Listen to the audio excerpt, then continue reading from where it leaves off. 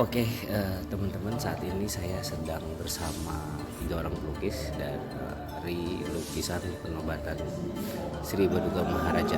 Jadi lukisan penobatan Prabu Siliwangi ini salah satu item, salah satu koleksi yang ada di Galeri Bumi Parawira yang berada di Galeri dan Perpustakaan Kota Bogor. Nah, lukisan ini tuh lukisan pertama kali Sri Baduga Prabu Siliwangi berdasarkan hasil riset. Nah, kita akan tanya kepada para pelukis gitu. Selama ini kan banyak lukisan-lukisan Prabu Siliwangi di internet, dan bagaimana menerjemahkannya ke dalam lukisan. Mungkin satu-satu akan kita tanya, mungkin mulai dari Mas Sabirin.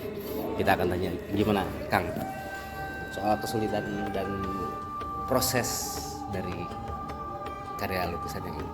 Ya, paling soal pakaian, soal atribut itu yang di antara atribut itu kan kadang-kadang ada nggak sama.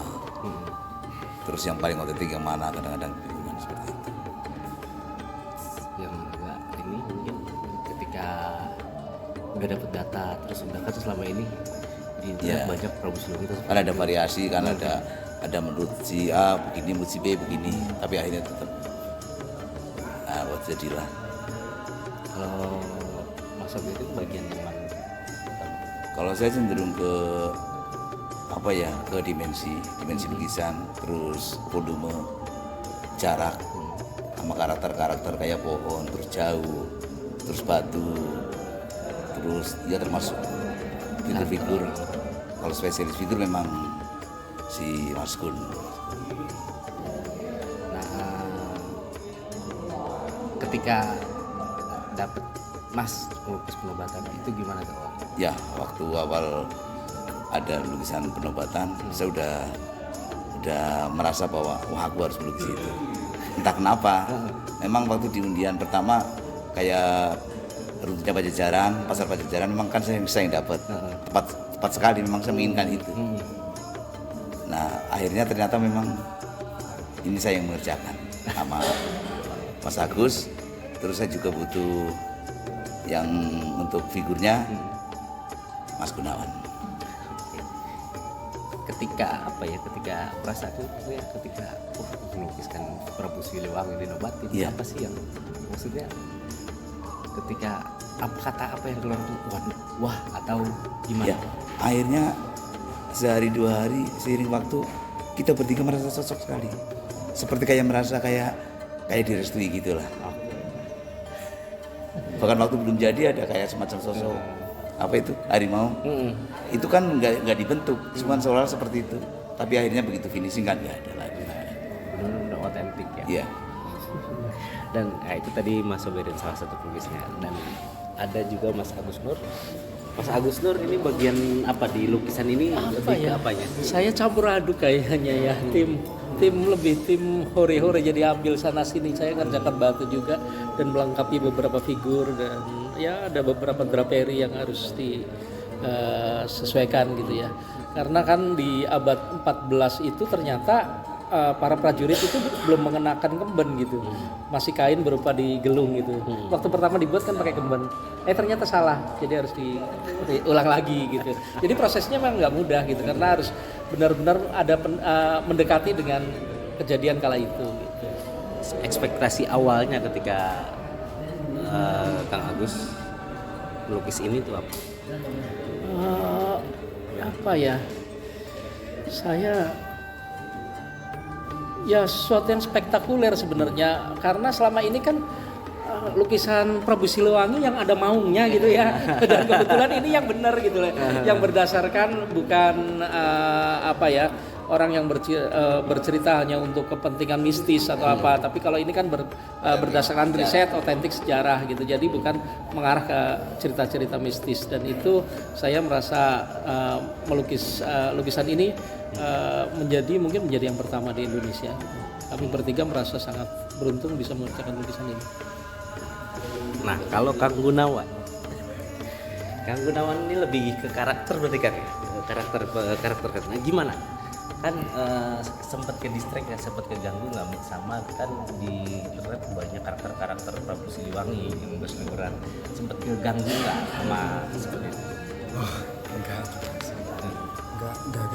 saya lebih yakin tuh karena di masa beliau itu yang saya dapatkan dari tim riset itu pemerintahan Prabu ini damai, berkah gitu ya. Jadi kalau menurut saya penampakan sosok Prabu Siliwangi ini tidak galak, tidak seolah-olah gimana ya gitu ya, sangar gitu ya, sangar. Dan beliau ini teduh, sama seperti karakter orang Sunda gitu yang senang canda gitu kan, dan sangat teduh gitu. Nah terus perdebatan apa sih yang didebatin ketika terutama melukiskan karakter Prabu Siliwangi? Ini mungkin yang perdebatan tadi itu seperti sangar gitu ya, Ya, karakter sosoknya itu sendiri seperti apa sih, menggambarkan seperti itu. Bisa dan itu seiring dengan ngalirnya dengan sendirinya itu kuah saya tuh menggoresnya tuh kayaknya nyaman gitu di sini. Kayaknya lega gitu. itu aja. Dan ini satu pembelajaran untuk kita tentang kedamaian, tentang kepemimpinan, sosok kepemimpinan gitu kan di sini itu dalam sekali. Dan ini yang dilukiskan ini adalah acara sakral ya, acara penobatan ya. Jadi dengan pakaian yang sakral gitu kan, yang putih, sandal putih gitu kan, terus ya nggak menampakkan satu kemewahan gitu kan yang begitu ini, padahal kerajaan tersebut udah sangat mewah di zamannya, tidak sesimpel yang orang bayangkan. Terus ada ketika melukis ini prosesnya berapa lama sih jadi? 1 bulan mas. 1 bulan. Nah, ada peristiwa menarik selama 1 bulan itu. Gimana? Peristiwa menarik ketika melukiskan ini? Yang tanda petik apa yang Apapun. Ada yang tanda petik ketika awal melukis ini. Gimana tanda petiknya tuh? Ini saya selama 1 minggu menangis, dan artinya saya nggak ada ujuk-ujuk harus keluar air mata dan tiap hari selama 7 hari. Setelah itu sembuh. Dan itu kan entah itu saya yang sakit mata tapi saya nggak obatin tapi sembuh gitu, dan mungkin itu ada sesuatu saya nggak tahu. Nggak tahu? Sama. Sakit semua sebenarnya, cuma pura-pura nggak sakit. Mas Abirin apa? Pengalaman ketika melukis ini selama sebulan tuh? Ya sempat ngalamin sakit juga, cuman tetap ada semangat yang memang aneh gitu. Jadi nggak diungkap masing-masing. Ya kenapa aneh, karena sakit tapi kok senang semangat. Sakit tapi kok senang semangat. Iya. Kalau tadi kan Mas Sabirin bilang karena dia menginginkan melukis ini. Nah kalau dari Pak Agus sama Kang Gunawan itu ketika dapat lukisan ini gimana? Iya, dari awal kita memang berdua ini harus kita ambil gitu, karena ini momentum. Sama. Ya tugasnya. Tantangannya yang paling Momentumnya karena ini satu-satunya, belum ada sebelumnya lukisan seperti ini tentang menceritakan ini, jadi itu momentum yang besar. ada harapan yang ingin dicapai ketika orang melihat lukisan ini, pesan yang ingin disampaikan dalam lukisan ini. Ya tentu lukisan ini penting lah bagi Bogor ya, umumnya. Ya khususnya lah bagi Bogor. Karena ini kan sejarah Bogor awal dari zaman Pajajaran sampai sekarang kan cikal bakalnya kan ini. Mas Agus? Lukisan ini menjadi gambaran sejarah yang lahirnya Kota Bogor, yang baru dicatatkan di tahun 70 ya kalau nggak salah. Sementara itu kan gambarannya nggak ada. Apa sih yang melatar belakangi itu menjadi hari lahirnya Kota Bogor? Kalau tanpa visualisasi, tentu generasi muda berikutnya akan nggak tahu. Dengan adanya gambaran ini pasti akan lebih mudah untuk mengetahui kelahiran Kota Bogor. pesan saya untuk generasi muda ya, generasi muda sekarang ini agar tidak lupa pada alamnya ya, pada alamnya. Sebesar apapun, setinggi apapun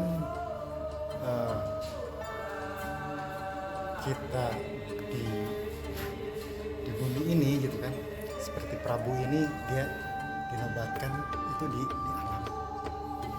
alam, dengan kawujutan gitu ya, dengan kawujutan, menyatu dengan alam, semua apapun beliau gitu kan, dia tetap menyatu dengan alam. Oke.